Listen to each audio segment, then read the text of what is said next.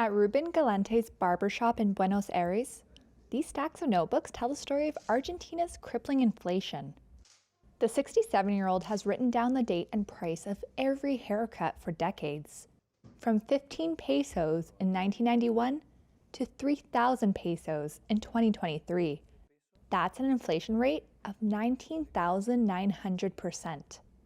Since center-left President Alberto Fernandez took office in December 2019, prices have risen 847%, the fastest of any administration, according to Galante's notebooks.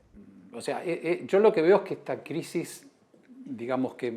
I see is that this crisis began in the government of Cristina. Then Macri could not solve it, and neither could Alberto. It is a very long crisis. In other words, it has not been eased. It has been getting worse and worse.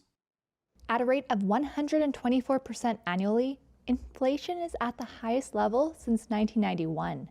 Some economists estimate it could end the year near 200%. It's a far cry from the economic outlook when Galante first opened up his shop in 1982, the last year of military dictatorship. When he was 26 years old, he started out by renting, before buying the shop 3 years later with the help of the bank. In 1991, the government of Carlos Menem pegged the peso at 1-to-1 with the dollar. That put an end to the dizzying hyperinflation as the country returned to democracy. For over a decade, the cost of a haircut would stay at 15 pesos. My purchasing power was much higher in those years with 15 pesos, apart from the fact that there were other factors.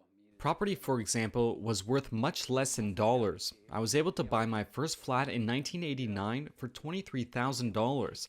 Today, a flat with those characteristics is not less than $120,000, and I could buy it by saving peso after peso without credit. Pressure started to build in the late 90s as overspending ballooned and unemployment spread. By 2001, the country was in an economic crisis. Amid riots, President Fernando de la Rúa fled the presidential palace by helicopter. With the 1-to-1 peg undone, inflation made a comeback. Today, the painful cost of living crisis has left 4 in 10 people in poverty. Galante worries about his adult children. His daughter moved overseas, part of the brain drain of young Argentines looking for better opportunities. He says his son in Buenos Aires is not making strides. My son has a music academy. The academy is working at full power, and yet he can't buy property. He can't buy a car. He's working very hard, but the money is not enough. Inflation is one of the biggest issues on voters' minds ahead of the October 22 election. Bolstering support for right-wing radical Javier Milei. His platform includes scrapping Argentina's peso. But the libertarian's aggressive personality has turned off Galante, who is eyeing mainstream conservative Patricia Bullrich instead.